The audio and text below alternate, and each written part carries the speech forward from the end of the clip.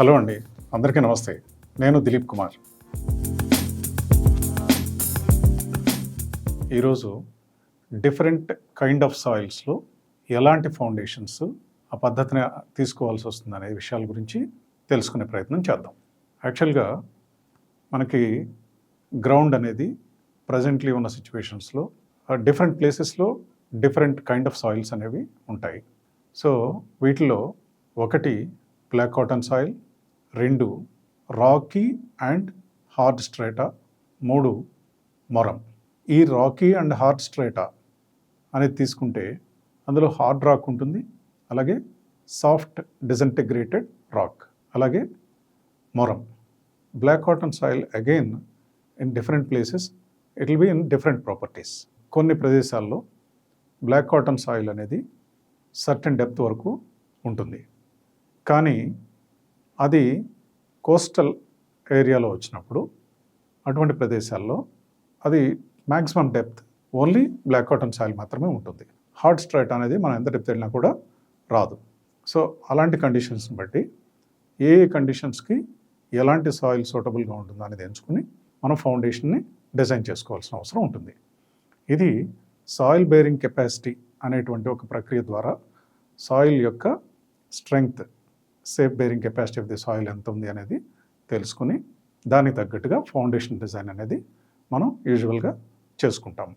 ఈ soil bearing capacity అనేది తీసుకున్న తర్వాత మనం దానికి తగినట్టుగా ఫౌండేషన్ డిజైన్ అనేది చేసుకోవడం జరుగుతుంది. అది స్ట్రక్చరల్ ఇంజనీరు ఆ విషయాన్ని చూసుకుంటారు.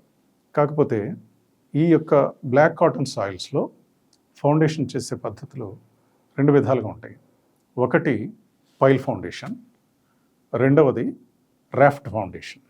ఈ పైల్ ఫౌండేషన్ అనేది మన యొక్క స్ట్రక్చర్ హైట్ని బట్టి ఎలాంటి పైల్ ఫౌండేషన్ అనేది మనం తీసుకోవాలి అనేటువంటి విషయాన్ని స్ట్రక్చరల్ ఇంజనీర్ ఇచ్చినటువంటి డ్రాయింగ్ ఆధారంగా ఆ యొక్క ప్రొసీజర్ని మనం ఎంచుకోవాల్సిన అవసరం ఉంటుంది.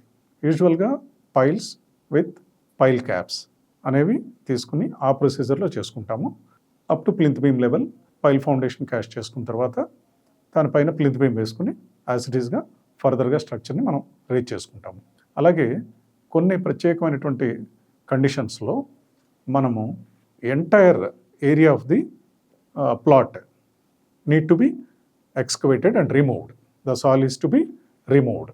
అది మొత్తం కంప్లీట్గా మనం ఏమవుతుందంటే మనం ఫౌండేషన్ ఎక్స్కవేట్ చేస్తూ ఉండే కొద్దీ అండర్ గ్రౌండ్లో కనుక వాటర్ లెవెల్ పైకి ఉన్నట్లయితే కొన్ని ప్రత్యేకమైన ప్రదేశాల్లో ఆటోమేటిక్గా మనము ఏదైతే బోర్ డ్రిల్ చేస్తూ ఉంటామో దెన్ అండ్ దేర్ ఫిలప్ అయిపోతూ ఉంటుంది, సాయిల్ మళ్ళీ స్లైడ్ అయి పడిపోతూ ఉంటుంది.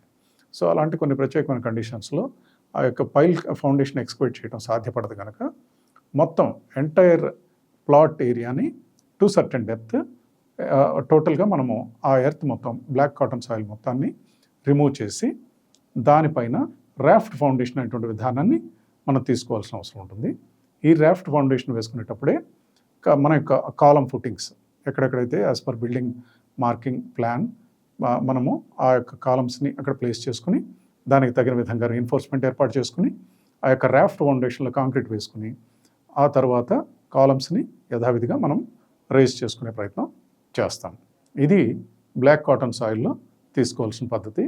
ఈ రాఫ్ట్ ఫౌండేషన్ అనే విధానం యూజువల్గా ఎక్స్పెన్సివ్గా ఉంటుంది, ఎందుకంటే టోటల్ మన బిల్డింగ్ ఏరియా మొత్తం కంప్లీట్గా ఒక ఫ్లాట్ స్లాబ్ మాదిరిగా వేయవలసి ఉంటుంది to required depth as per the design of the structural engineer. ఆ తర్వాత ఫుటింగ్స్ ఎక్కడెక్కడ వస్తాయో ఆ ఫుటింగ్స్ అనేటువంటివి మనం నిర్మించుకుని వర్క్ ప్రొసీజర్ని ముందుకు తీసుకెళ్తాము. నెక్స్ట్ మొరంలో కనుక మనం ఫౌండేషన్స్ తీసుకునేటట్లయితే మనకి ఆ సాయిల్ బేరింగ్ కెపాసిటీని బట్టి ఆ foundation depth more than 2 meters ఉండాలి. మినిమం డెప్త్ అనేది 2 meters అండ్ అబోవ్ అలా ఉండేటట్టుగా చూసుకోవాలి. అది స్ట్రక్చరల్ ఇంజనీర్ క్లియర్గా మీకు ఆ స్ట్రక్చరల్ డిజైన్ ఇచ్చినప్పుడు స్పెసిఫై చేస్తారు. సో ఇలాంటి సాయిల్ కండిషన్స్ ఉన్నప్పుడు మనం యూజువల్గా వెళ్ళే పద్ధతి ఐసోలేటెడ్ ఫుటింగ్స్ తీసుకుని ఆ యొక్క ఫుటింగ్స్ని డైరెక్ట్గా యాజ్ పర్ డిజైన్ మనం ఎక్కడెక్కడ అవసరమో అక్కడ మార్కింగ్ చేసుకుని చాలా కన్వీనియంట్గా ఎక్స్కవేషన్ అనేది పూర్తి చేసుకుని పీసీసీ కాంక్రీట్ వేసుకుని ఆ తర్వాత కాలమ్స్ మార్కింగ్ అంతా చేసుకుని ఫుటింగ్స్ ప్లేస్మెంట్ చేసుకుని వర్క్ నిర్మాణంతో ముందుకెళ్ళగలిగే అవకాశం మనకు ఉంటుంది. ఈ యొక్క మొరం సాయిల్లో ఆ యొక్క కన్వీనియన్స్ అనేది చాలా బాగుంటుంది. సో అక్కడ మనకి ఎలాంటి ఇబ్బంది ఉండదు. యూజువల్గా మన వర్క్ ప్రోగ్రెస్ కూడా చాలా ఫాస్ట్గానే ముందుకు వెళ్ళే అవకాశం ఉంటుంది.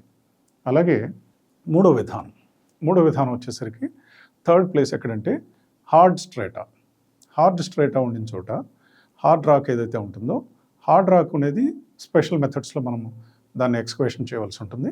అలాగే హార్డ్ స్ట్రేటా కూడా టు సర్టన్ ఎక్స్టెంట్ మన యొక్క మిషనరీని వినియోగించి లైక్ హిటాచి అండ్ జేసీబీ వీటిని వినియోగించి మనము ఆ ఎర్త్వర్క్ ఎక్స్కవేషన్ అనే విధానాన్ని కంప్లీట్ చేసుకోగలుగుతాం. కానీ అది కనుక హార్డ్ స్ట్రేటా కనుక అయినట్లయితే ఆ హార్డ్ రాక్ ఉండేటువంటి ప్రదేశాల్లో దాన్ని యూజువల్గా మనము మాన్యువల్ పద్ధతిలో చేసుకుంటూ వెళ్ళొచ్చు. అలాగే కొంత బ్లాస్టింగ్ అనేటువంటి విధానంలో కూడా మనకు కావాల్సినటువంటి ఫౌండేషన్ ఎక్స్కవేషన్ అనేది చేసుకోవాల్సిన అవసరం ఉంటుంది. ఇలా బ్లాస్టింగ్ చేసేటప్పుడు కంపల్సరీగా మనం ఆ యొక్క లోకల్ గవర్నమెంట్ బాడీస్ నుంచి ప్రతిపాదిత పర్మిషన్స్ తీసుకుని ఆ యొక్క విధానంలో మనం ఫౌండేషన్ ఎక్స్కవేషన్ అనేది చేసుకోవాల్సిన అవసరం ఉంటుంది. సో తర్వాత ఈ హార్డ్ రాక్ స్ట్రేటా ఏదైతే వచ్చిందో అటువంటి చోట మనం స్పెసిఫిక్గా ఒక గ్రౌండ్ లెవెల్ నుంచి మనం ఇంత కిందకు ఉండాలి అనేటువంటి ఏదైనా ఒక ప్లాన్, అంటే మన plan based on our plan మనం ఎక్స్కవేషన్ చేయవలసి ఉంటుంది. లేనట్లయితే కనుక హార్డ్ రాక్లో హోల్స్ డ్రిల్ చేసుకుని లాక్ సెట్ కెమికల్ ద్వారా ఆ యొక్క రాక్లో యొక్క రీఎన్ఫోర్స్మెంట్ని ఇన్సర్ట్ చేసుకుని ఆ పైన ఒక సర్టెన్ లెవెల్లో ఫుటింగ్ మ్యాట్ అనేది ప్రొవైడ్ చేసుకుని ఆ మ్యాట్ నుండి కాలమ్స్ని రేజ్ చేసుకునే విధానం కూడా మనం ఫాలో అవ్వచ్చు. This is purely depending on site conditions as well. ఏదైతే ఉన్నదో బిల్డింగ్ స్ట్రక్చర్ యొక్క డిజైన్ మీద ఆధారపడి ఈ టైప్ ఆఫ్ ఫుటింగ్స్ని మనం ఎలా ఎక్స్కవేట్ చేసుకోవాలి, ఎలా ఎగ్జిక్యూట్ చేసుకోవాలి అనే విషయాన్ని నిర్ధారించుకోవాల్సి ఉంటుంది. అది కేస్ టు కేస్ మారిపోతూ ఉంటుంది. దీన్ని జనరలైజ్ చేసి ఇలా అని చెప్పడానికి వీలుండదు. కనుక ఈ విషయాన్ని గమనించుకోవాలి. అలాగే బ్లాస్టింగ్ అనే ప్రక్రియ చేసేటప్పుడు చాలా జాగ్రత్తగా ఉండాలి. కంట్రోల్డ్ బ్లాస్టింగ్ అనే విధానంలో ఎప్పుడైనా సరే చేసుకోవాల్సి ఉంటుంది. అది కూడా సంబంధిత శాఖల నుండి అవసరమైనటువంటి అన్ని రకాల అనుమతులు తీసుకుని ఈ యొక్క విధానంలో ఆ ఫౌండేషన్ ఎక్స్కవేషన్ అనేది చేసుకోవాల్సి ఉంటుంది. అలాగే యూజువల్గా మనం ఫౌండేషన్ అంతా కంప్లీట్ చేసుకుని ఎక్స్కవేషన్ కంప్లీట్ చేసేసుకుని ఫౌండేషన్ కాంక్రీట్స్ ఇవన్నీ కంప్లీట్ చేసుకున్న తర్వాత రీఫిల్లింగ్ అనేటువంటి ఒక ప్రాసెస్ చేస్తాము. ఆ రీఫిల్లింగ్ చేసేటప్పుడు ఏదైతే ఎక్స్కవేటెడ్ సాయిల్ ఉంటుందో ఆ ఎక్స్కవేటెడ్ సాయిల్ని ఫస్ట్ రీఫిల్లింగ్ చేసుకుంటాం. రీఫిల్లింగ్ చేసుకుని కన్సాలిడేషన్ చేసుకున్న తర్వాత ఇంకా ఎంతవరకు మనం బేస్మెంట్ హైట్ని బట్టి ఎంత క్వాంటిటీ ఆఫ్ మెటీరియల్ ఎక్స్ట్రా పడుతుందో చూసుకుని అది మనము బయట నుండి మొరం తీసుకుని ఆ మొరంతో ఫిల్లింగ్ చేసుకునే ప్రయత్నం చేస్తాము. అయితే ఇక్కడ ఒక ప్రధానంగా గమనించాల్సిన విషయం ఏంటంటే ఈ బ్లాక్ కాటన్ సాయిల్లో మనం ఎక్స్కవేటెడ్ సాయిల్ని తీసేస్తాము. ఈ తీసివేసిన సాయిల్ అనేది రీఫిల్లింగ్కి పని చేయదు. సో ఈ విషయాన్ని బాగా గుర్తుంచుకోవాలి. ఎందుకు అంటే బ్లాక్ కాటన్ సాయిల్కి ఉండేటువంటి ఒక ప్రత్యేకమైనటువంటి ప్రాపర్టీ ఏంటంటే saturation. It won't absorb water.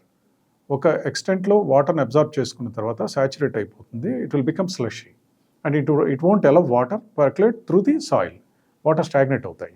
అది మళ్ళీ డ్రై మళ్ళీ కిందకి వాటర్ కనుక లోపలికి వెళ్ళి సెటిల్ అవ్వాలంటే టైం పడుతుంది. కన్సాలిడేషన్ అనే ప్రాసెస్ అనేది పూర్తిగా కంప్లీట్ అవ్వదు.